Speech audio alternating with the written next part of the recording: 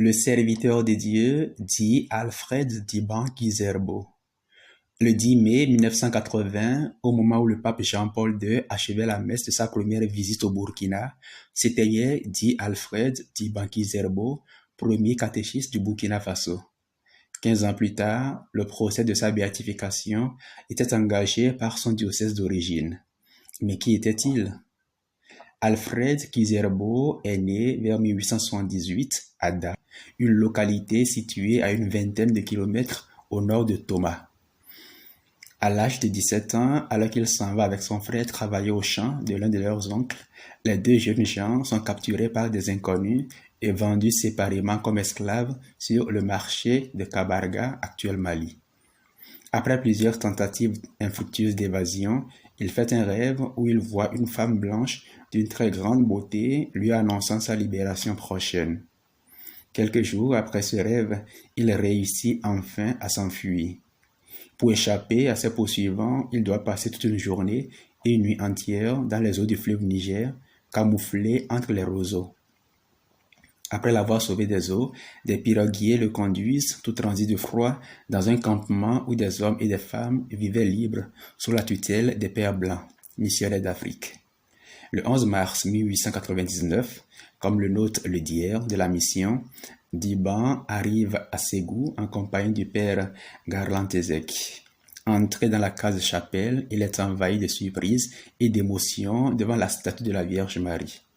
Diban venait de reconnaître la très belle femme qui lui était apparue dans le rêve, lui annonçant sa libération. Travailleur infatigable et zélé parmi les jeunes de son âge avec qui il partageait le doctorat, Diban se distingua bien vite par son intelligence et son savoir-faire. Au lieu de 4 années de formation catéchétique, comme cela était en vigueur, les pères estimaient qu'il était suffisamment instruit au bout de 2 ans pour recevoir le baptême. C'est ainsi qu'en 1901, Diban reçut le baptême à Banankourou des mains du père Fichieux sous le nom d'Alfred.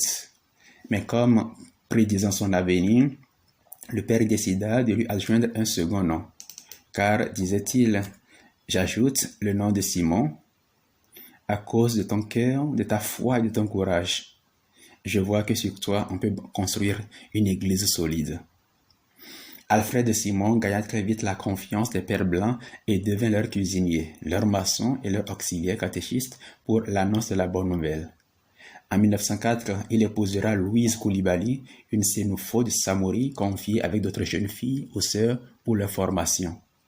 L'aventure de la mission, aux côtés de ses nouveaux maîtres qu'il ne devait plus jamais quitter, fut laborieuse. Le 3 septembre 1903, Alfred Simon faisait partie de l'expédition destinée à la mission de Ouagadougou, déjà fondée en juin 1901. En 1906, il faisait partie de la mission pour la fondation de Navrongo. En 1912, ce fut la fondation de la mission de Réau.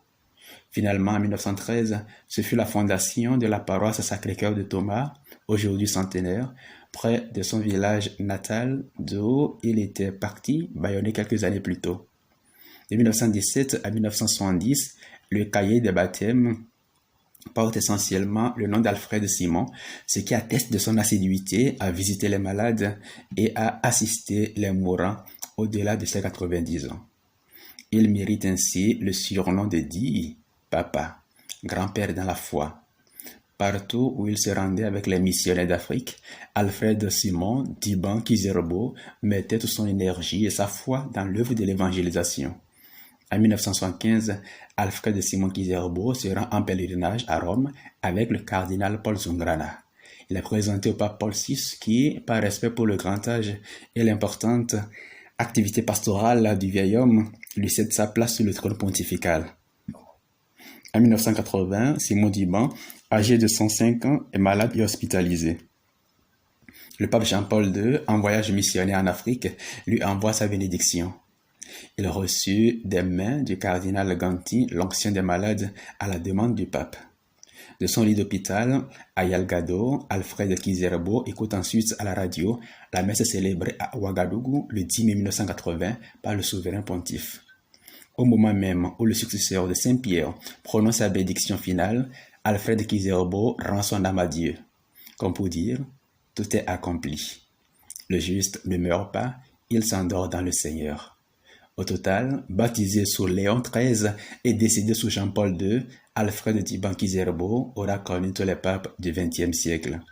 Il est déclaré serviteur de Dieu et son procès de béatification se poursuit.